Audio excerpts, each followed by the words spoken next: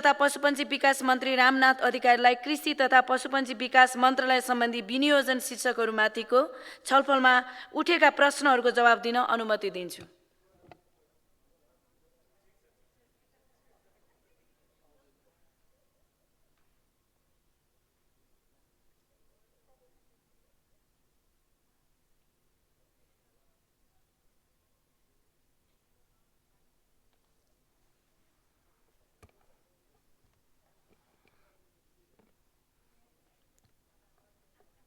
सम्मान्य सभामुख महोदय, विनियोजन विधेयक 2082 अन्तर्गत कृषि तथा पशुपन्छी विकास मन्त्रालयसँग सम्बन्धित विनियोजित शीर्षकहरूमाथिको छलफलमा मान्य सदस्यज्यूहरूले भाग लिई सल्लाह सुझाव र जिज्ञासा राखिदिनु भएकोमा विभागीय मन्त्रीका रूपमा यस गरिमामय सदनमा यहाँहरूप्रति हार्दिक आभार व्यक्त गर्दछु। देशको प्रतिनिधित्व गरी पूर्व निर्धारित निर्णयअनुसार विदेश स्थित एक कार्यक्रममा सहभागी हुन जानु परेकोले कृषि तथा पशुपन्छी विकास मन्त्रालयसँग सम्बन्धित छलफलका क्रममा प्रत्यक्ष रूपले सहभागी हुन नसकेको जानकारी गराउन चाहन्छु। तथापि माननीय स्वास्थ्य मन्त्रीज्यू छलफलको भिडियो सामग्री तथा छलफलका दिन सदनमा उपस्थित मन्त्रालयका पदाधिकारीहरूबाट यहाँहरूका महत्त्वपूर्ण सुझाव र जिज्ञासा मैले प्राप्त गरेर अध्ययन गरेको छु।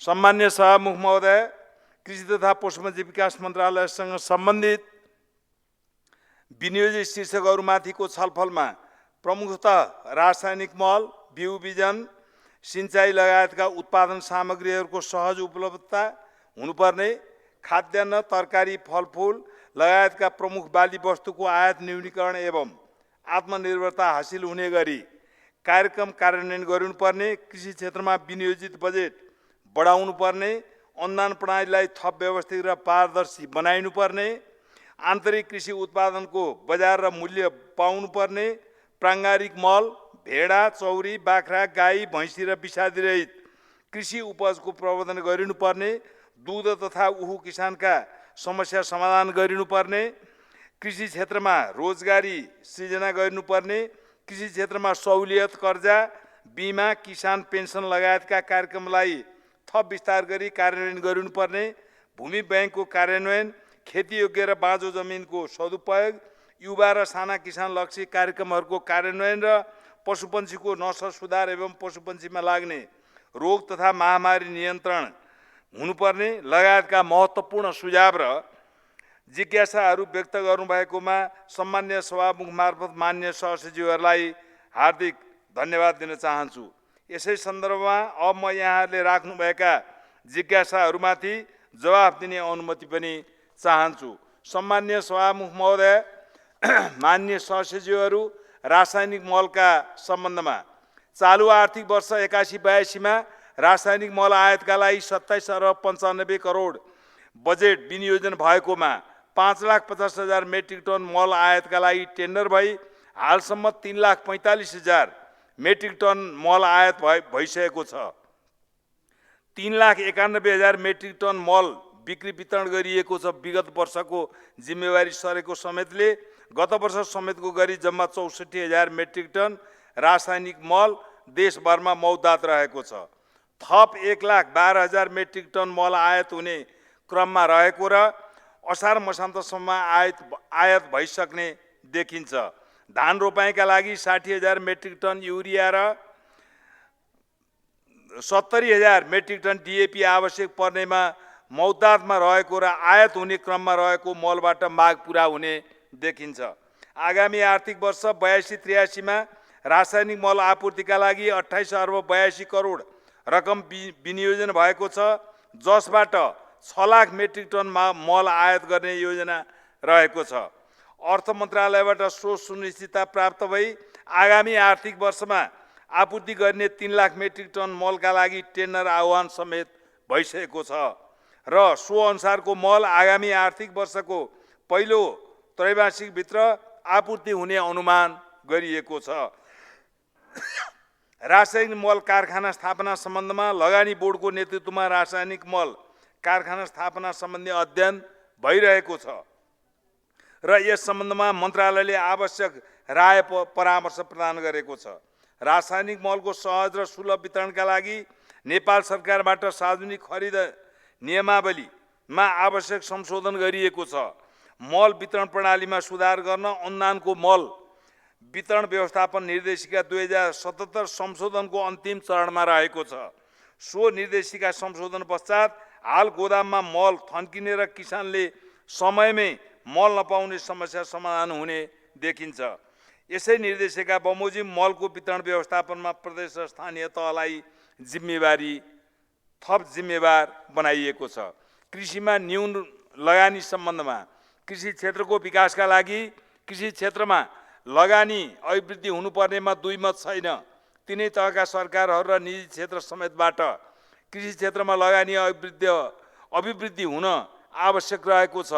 यस सन्दर्भमा सङ्घीय कृषि तथा पशुपन्छी विकास मन्त्रालयको सशर्त वित्तीय हस्तान्तरण हुने अनुदान रकम घट्दै जानु, सङ्घीय निकायको संरचना र आयोजनाहरूको सीमित कार्यक्षेत्र हुनु तथा स्थानीय र प्रदेश सरकारहरूबाट कृषि क्षेत्रमा सीमित बजेट विनियोजन हुँदा कृषि क्षेत्रमा भइरहेको लगानी कम देखिएको छ, जसबाट समग्र कृषि क्षेत्रको उत्पादन तथा उत्पादकत्व वृद्धिमा असर पुगेको देखिन्छ। आर्थिक वर्ष 81-82 मा कुल राष्ट्रिय बजेटको 3.8% बजेट कृषि क्षेत्रको लागि विनियोजन भएकोमा आगामी आर्थिक वर्ष 82-83 मा 2.93% मात्र रहेको कुरा पनि म सम्मानित सदन समक्ष जानकारी गराउन चाहन्छु। माननीय सचिवहरू, कृषि क्षेत्रको उत्पादन तथा उत्पादकत्व वृद्धि, आयात न्यूनीकरण र कृषिमा आत्मनिर्भरता सम्बन्धमा कृषि क्षेत्रको उत्पादन तथा उत्पादकत्व वृद्धि गर्न आगामी आर्थिक वर्षको बजेटमा प्रमुख बाली पशुपन्छी र मत्स्य क्षेत्र लक्षित कार्यक्रम कार्यान्वयनका लागि आवश्यक बजेट विनियोजन गरिएको छ। 2 वर्षभित्र पशुपन्छी तथा मत्स्य क्षेत्रमा पूर्ण आत्मनिर्भरता हासिल गर्ने गरी र प्रमुख खाद्यान्न फलफुल तथा तरकारी बालीहरूमा क्रमशः आत्मनिर्भरता हासिल हुने गरी कार्यक्रमहरूको तर्जुमा तथा कार्यान्वयन भइरहेको छ।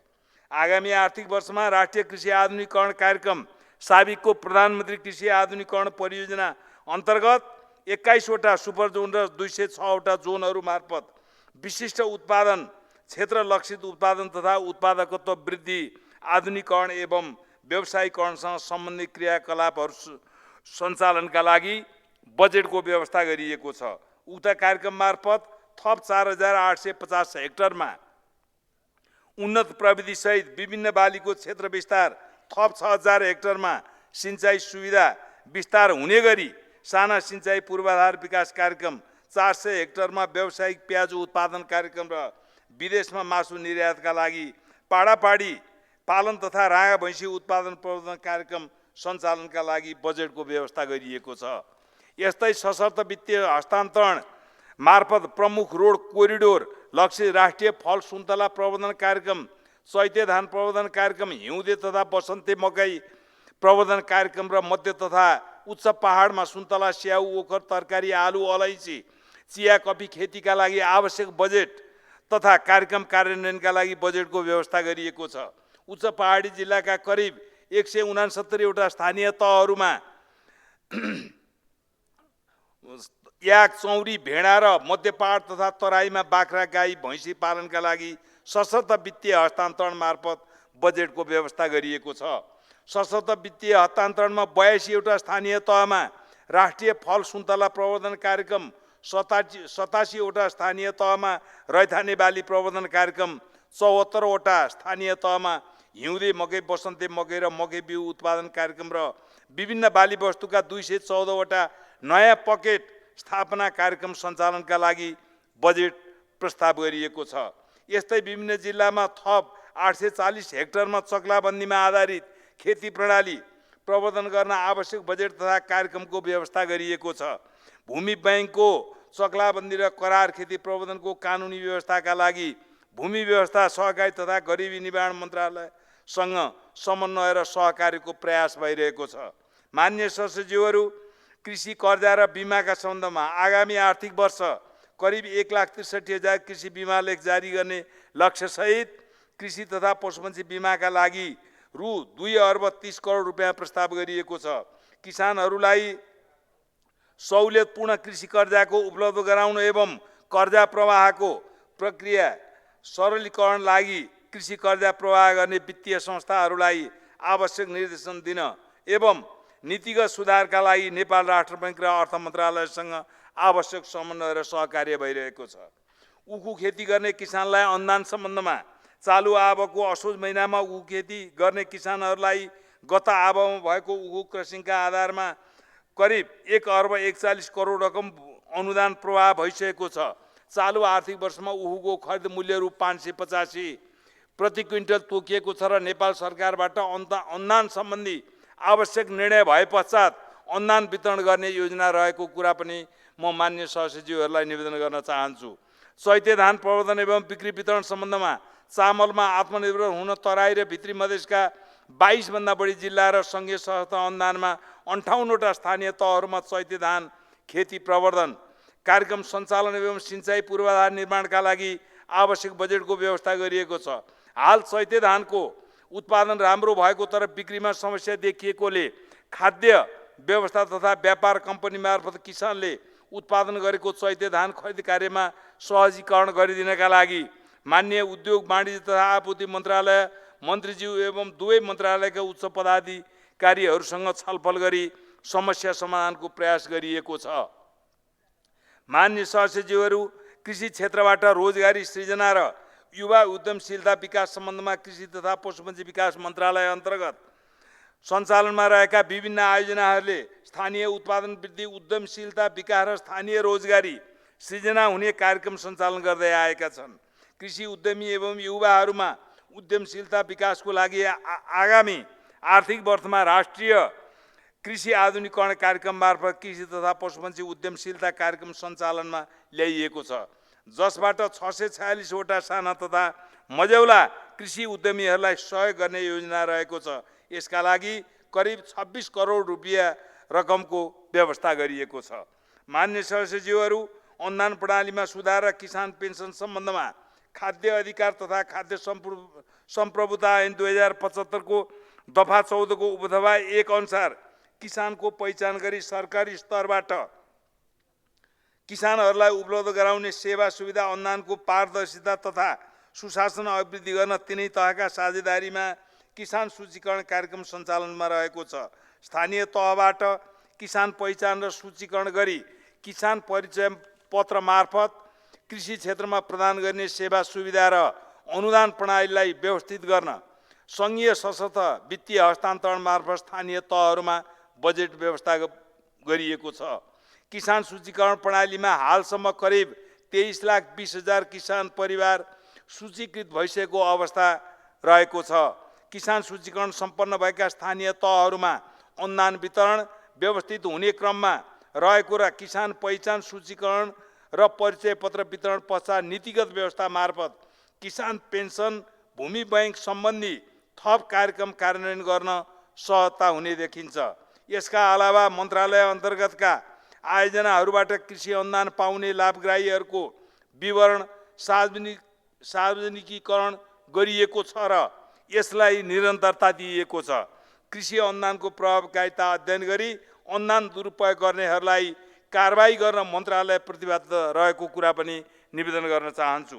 कृषि अनुदानमा आम किसानको पहुँच वृद्धि गर्न र अनुदान कार्यक्रमलाई प्रभावकारी रूपमा अघि बढाउन, अनुदानको सूचना सार्वजनिकीकरण गर्न, स्थानीय मिडियाबाट अनुदान कार्यक्रमको सूचना प्रवाह, इच्छुक कृषकहरूको सूचीकरण, स्थलगत मूल्याङ्कन तथा सम्झौता गरी काम सम्पन्न भए पश्चात मात्र अनुदान भुक्तानी गर्ने प्रणालीको थालनी गरिएको छ। अनुदान लिने र दिने दुवै पक्षलाई जवाफदेही बनाउने गरी मन्त्रालयबाट कृषि विधेयकमा आवश्यक कानुनी व्यवस्था गर्न लागि कुरा निवेदन गर्न चाहन्छु। कृषि अनुदानको दोहोरोपना रोक्न प्रदेश सरकार र स्थानीय तहहरूसँग आवश्यक समन्वय र सहकार्य गरिएको छ।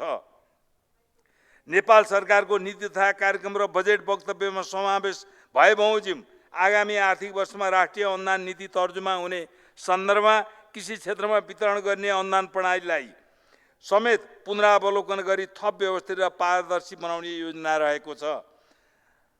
सम्मान्य सभामुख महोदय, मान्य सहसचिवहरू, दूध कृषकलाई मूल्य भुक्तानी सम्बन्धमा बजारमा दैनिक 10 लाख लिटर दुध सङ्कलन हुने मध्ये सरकारी स्वामित्वमा रहेको दुग्ध विकास संस्थानले दैनिक करिब 1,25,000 देखि 1,50,000 लिटरसम्म दुध सङ्कलन गर्ने र बाँकी दुध निजी दुग्ध उद्योगहरूले सङ्कलन गरिरहेका छन्। नेपालमा नै धुलो दुध कारखानाहरू सञ्चालन भई दैनिक 2 लाख लिटर दुधको धुलो दुध र बटर बनिरहेको छ।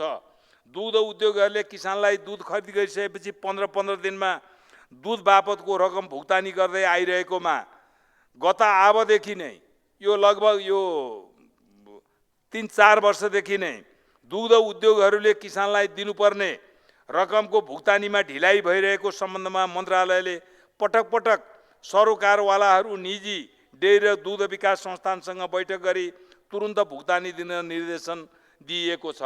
गत वर्षको जेठ मसान्तसम्म दुग्ध किसानलाई भुक्तानी गर्न बाँकी रहेको करिब 5 अर्ब 68 करोड मध्येबाट चालु आबको जेठ मसान्तसम्मको रकम भुक्तानी पश्चात हाल दुग्ध विकास संस्थानले करिब 90 करोड र निजी दुग्ध उद्योगहरूले करिब 3 अर्बभन्दा बढी रकम भुक्तानी गर्न किसानहरूलाई बाँकी रहेको हामीले पाएका छौँ। उद्योगहरूले भुक्तानी गर्न नसक्नुको कारण धुलो दुध र बटरको मौताद धेरै हुनु हो। मन्त्रालयले दुग्ध पदार्थ निर्यात प्रवर्धनमा सहजीकरणका लागि कार्यक्रमहरू सञ्चालन गर्ने तयारी गरिरहेको छ। आगामी आबमा खोरेत रोगको नियन्त्रण र उन्मूलनका कार्यक्रम सञ्चालन गरी दुग्ध पदार्थ निर्यातमा सहजीकरण गर्न आवश्यक कार्यक्रम र बजेटको व्यवस्था गरिएको छ। मान्य सदस्यहरू, कृषि उपजको बजारीकरण सम्बन्धमा कृषि उपजको बजारीकरणमा सहजताका लागि 35 वटा स्थानीय तहहरूमा सशक्त वित्तीय हस्तान्तरण मार्फत साना तथा मझौला प्रकृतिका बजार निर्माणका लागि बजेटको व्यवस्था गरिएको छ। विभिन्न स्थानीय तहहरूमा हाल निर्माणाधीन 9 वटा ठुला प्रकृतिका बजारहरूको निर्माण सम्पन्न गर्ने लक्ष्य राखिएको छ। कृषि उपजको भण्डारण तथा प्रशोधन पूर्वाधारहरूको व्यवस्थाका लागि कृषि हाट बजार, कोल्ड च्याम्बर, प्रशोधन उद्योग, गोदाम घर, कृषि एम्बुलेन्स लगायतका संरचनाका लागि विभिन्न स्थानीय तहहरूमा सशर्त वित्तीय हस्तान्तरण मार्फत बजेट विनियोजन गरिएको छ। उच्च मूल्य कृषि वस्तु उत्थानशील कार्यक्रम मार्फत बुटवल उपमहानगरपालिका सेमलारमा क्षेत्रीय स्तरको कृषि थोक बजार निर्माण कार्यको थालनी गर्न आवश्यक बजेटको व्यवस्था गरिएको छ।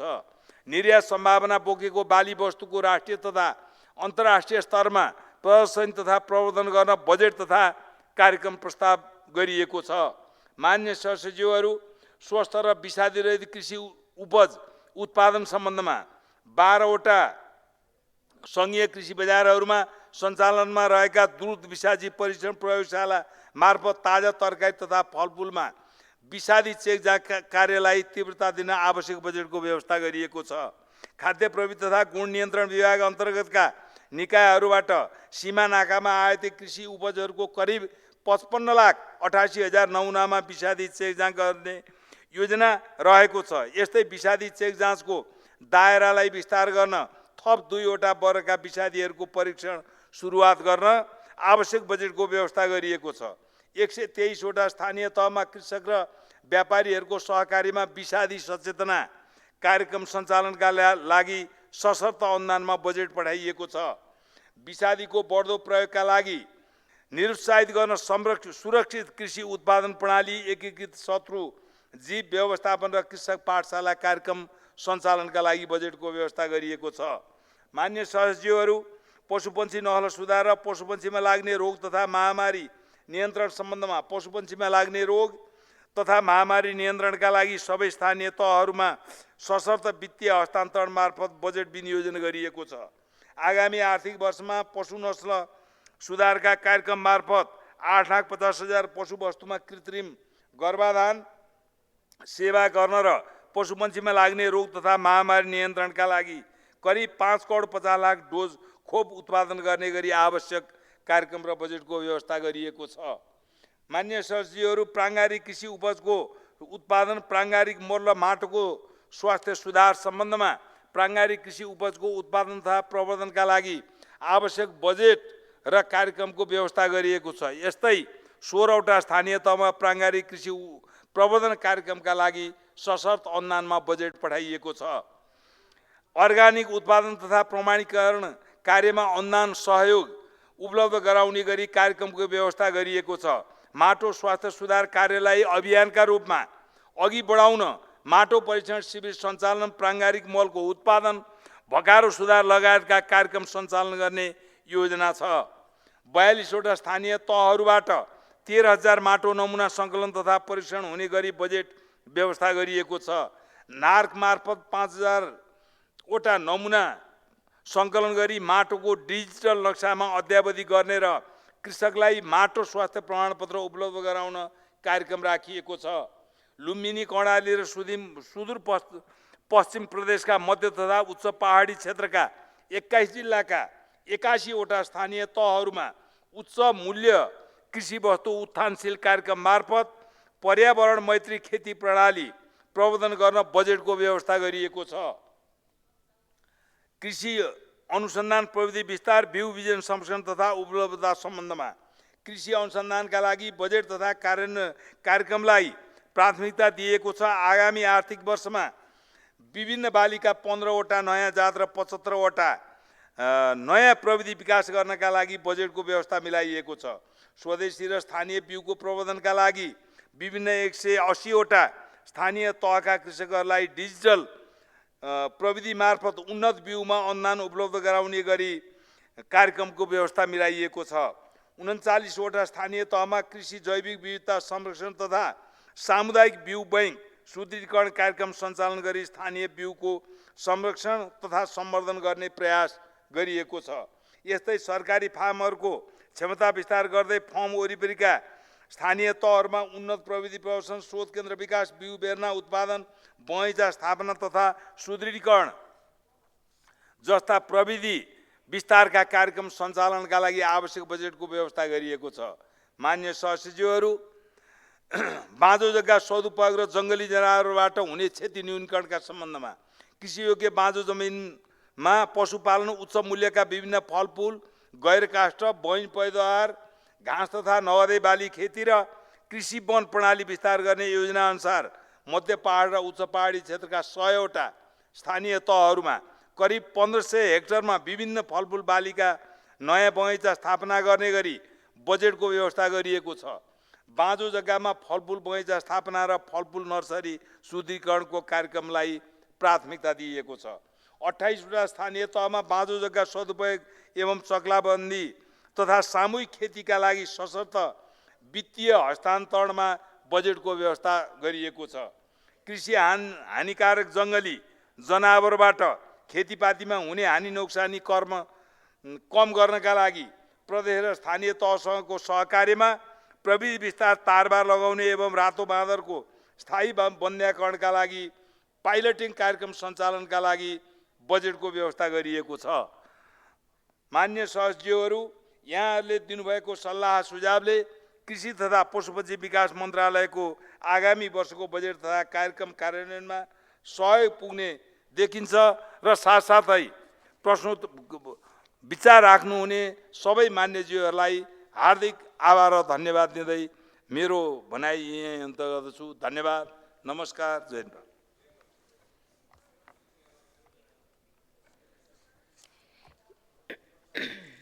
माननीय सदस्यहरू, अब उक्त जवाफका सम्बन्धमा स्पष्टीकरण माग गर्न चाहनुहुने मान्य सदस्यहरूलाई समय दिन्छु। विनियोजन विधेयक अन्तर्गत विभिन्न मन्त्रालयहरूसँग सम्बन्धित शीर्षकहरूमाथि 2082 असार 5 गते छलफलमा भाग लिनुभएका मान्य सदस्यहरूले मात्र स्पष्टीकरण माग गर्न पाउने हुने बेहोरा मान्य सदस्यहरूलाई जानकारी गराउँछु। स्पष्टीकरण माग गर्न चाहनुहुने प्रत्येक मान्य सदस्यलाई 1 मिनेटको समय निर्धारण गरेको छु र मान्य सदस्यहरू स्पष्टीकरण माग गर्न चाहनुहुने मान्य सदस्यहरूले सजिलोको लागि आफ्नो आफ्नो नाम सभामुखको डाइससँगै बसेका सचिवालयका कर्मचारीलाई 3 मिनेटभित्र लिखित रूपमा उपलब्ध गराइदिनु हुन अनुरोध गर्दछु। माननीय रूपा सोसी चौधरी, त्यसपछि माननीय बिमला सुवेदी। सम्माननीय सभामुख महोदय, सभामुख महोदय मार्फत म मन्त्रीज्यूलाई एउटा प्रश्न छ मेरो। यो मलको रासायनिक मलको सन्दर्भमा 11 लाख मेट्रिक टन आवश्यक पर्ने मलमध्ये 5,50,000 को चाहिँ टेन्डर भएको छ। त्यसमा पनि 3 लाख समथिङ कति हजार मात्र आएको छ भन्ने कुरा उहाँले राख्नुभयो र यसमध्ये 5.5 लाख मेट्रिक टन मललाई चाहिँ कसरी पूर्ति गर्ने उहाँले सोच्नु भएको छ। म यो प्रश्न चाहिँ उहाँलाई राख्न चाहन्छु। धन्यवाद। माननीय बिमला सुवेदी। सामान्य सभामुख महोदय, यो मलको सन्दर्भमा जति मल आएको छ त्यो सम्बन्धित निकायले दिने भनेर जुन भनिएको छ, तर अहिले किसानहरूले शास्ति भोगिरहेका छन् र मल सम्बन्धित निकायबाट किसानले प्राप्त गर्न सकिरहेका छैनन् र मल चाहिँ बिचौलियाहरूबाट महँगो मूल्य तिरेर किन्न चाहिँ किसानहरू बाध्य छन्। त्यसकारणले यसलाई कसरी नियन्त्रण गर्ने कुरा मान्य मन्त्रीज्यूले सोच्नु भएको छ। यो तुरुन्तै सोच्नका निमित्त म अनुरोध गर्न चाहन्छु र यसको बारेमा म जवाफ पनि चाहन्छु।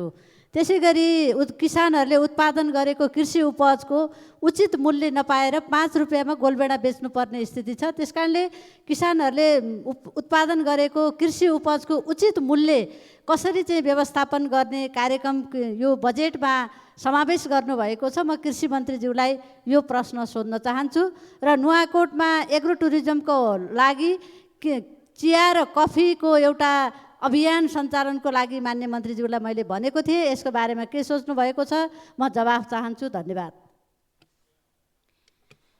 माननीय सदस्यहरू, अब माननीय कृषि तथा पशुपन्छी विकास मन्त्री रामनाथ अधिकारीलाई उक्त स्पष्टीकरणको सम्बन्धमा स्पष्ट पार्न अनुमति दिन्छु।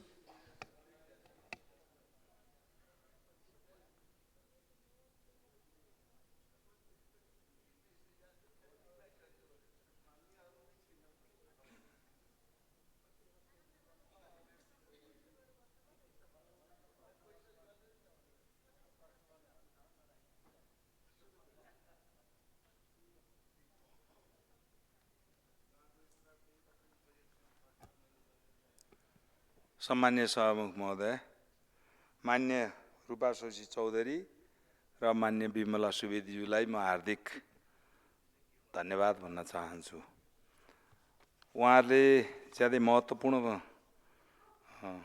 प्रश्न गर्नुभएको छ र मैले सुरुमा नै एउटा के निवेदन गरेको थिएँ भने मान्य रूपा शशि चौधरीज्यूले राख्नुभएको सन्दर्भमा मैले आज जवाफ दिने क्रममा मैले यो रासायनिक मलका सम्बन्धमा मैले केही कुराहरू राखिसकेको थिएँ। हाम्रो यथार्थ धरातल र हाम्रो आर्थिक अवस्था जे छ त्यसैका आधारमा टेकेर मात्रै मैले कुरा गरेको थिएँ। यसपटक हामीले 3,91,000 मेट्रिक टन यो वर्ष मात्रै वितरण गरिएको छ।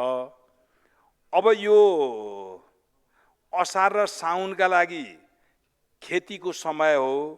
यसका लागि 1,60,000 मेट्रिक टन मलको आवश्यकता पर्दछ। हामीसँग हाम्रो अहिलेको हैसियत यो वर्षको असाढ मसान्तसम्मको मात्रै हैसियतका कुरा गर्नुहुन्छ भने हाम्रो जम्मा लगभग विगतको वर्षको जिम्मेवारी सर्दै आएको समेत गर्दा 4,50,000 टन हो। किनभने हामीसँग जम्मा 27 अर्ब 95 करोड रुपियाँको बजेट थियो। त्यति मध्येमा पुरा मल चाहिँ टेन्डर गरेको मल चाहिँ टेन्डर परेको थिएन। तर अर्को वर्षका लागि चाहिँ 28 अर्ब 82 करोड यसपालिको भन्दा लगभग 1 अरब रुपियाँ वृद्धि भएका कारणले त्यो मल आउँछ भन्ने आँकडा हामीले गरेका हौँ र यो मल पनि कृषि सामग्री संस्थानले 70%, 30% चाहिँ साल ट्रेडिङ कम्पनीले ल्याउने हो। यो चाहिँ ग्लोबल टेन्डर हुने रहेछ। नेपालीहरू यो ठेक्का पट्टामा संलग्न हुँदैनन्। विशेष गरी बाहिरका मात्रै ठेकेदारहरूले यो काम गर्नुहुन्छ एकातिर भने, अर्कोतर्फ चाहिँ म हजुरलाई के पनि निवेदन गर्न चाहन्छु भने यहाँले भन्नुभएको छ यो विशेष गरी बाली नालीको व्यवस्थापन अनि त्यसै गरी यहाँले चैते धानको उत्पादनदेखि लिएर थुप्रै सन्दर्भका कुराहरू उठाउनु भएको छ। यसको व्यवस्थापनका लागि अघि मैले सन्दर्भ जोडिसकेका थिएँ। उद्योग वाणिज्य तथा आपूर्ति मन्त्रालयमा बसेर हामी 2 जना मन्त्री सचिवहरू र महाप्रबन्धकहरूलाई राखेर हामीले छलफल गरेका छौँ। किसानहरूलाई ज्यादै अप्ठ्यारो पर्यो, यसको सहजीकरण कुन ढङ्गबाट गर्न सकिन्छ भन्ने विषयमा हामीले छलफल गरिसकेका कारणले मलाई लाग्छ ठाडो जवाफ दिन खोजे होइन, उत्तर अघि नै आइसकेको छ भन्ने मलाई लाग्दछ। एउटा अब अर्को कुरा, हाम्रो माननीय विमला सुवेदीज्यूले जुन सन्दर्भ राख्नु भएको छ, तपाईले जुन चिन्ता व्यक्त गर्नुभएको छ कृषिमा आयात प्रतिस्थापन कसरी गर्न सकिन्छ भनेर, वास्तवमा तपाईले जुन विचार बोक्नु भएको छ म पनि त्यो आयात प्रतिस्थापन कसरी गर्न सकिन्छ, कम्तीमा सिङ्गो नेपाली आत्मनिर्भर हुनका लागि हामीले के गर्न सक्छौँ त्यो विषयमा आफ्नो बुद्धि र क्षमताले भ्याएसम्म प्रयत्न गरिया छ। जहाँसम्म म तपाईँलाई एउटा सम्झना दिलाउँ, म धादिङ जानका लागि थानकोटको बाटो जाने, पिपला मोड भन्ने ठाउँ छ, पिपला मोड काठमाडौँ, त्यहाँबाट 2 मिनट हिँड्दाखेरि धादिङ आउँछ। त्यहाँ उत्पादन भएको गोलभेडा 10 रुपियाँ किलो त्यहाँ पाइन्छ। तपाईँको कालीमाटी आइपुग्दाखेरि त्यो गोलभेडाको मूल्य 50 रुपियाँ 60 रुपियाँ पर्छ। त्यसको अन्त्य कुन ढङ्गबाट गर्न सकिन्छ भन्ने विषयमा मैले घोत्ले मात्रै होइन, गएर ल्याएर हेरेर सबै कुरा अध्ययन गरेको, प्रयत्न गर्ने हुन्छ भनेर लागिन्छ। बिचमा अब के हुन्छ त्यो भन्न सकिँदैन।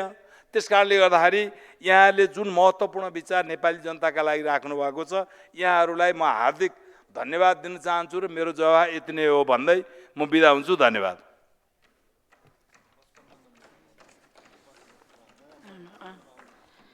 मान्य सदस्यहरू, कृषि तथा पशुपन्छी विकास मन्त्रालय सम्बन्धी विनियोजन शीर्षक माथिको छलफल यहीँ समाप्त हुन्छ।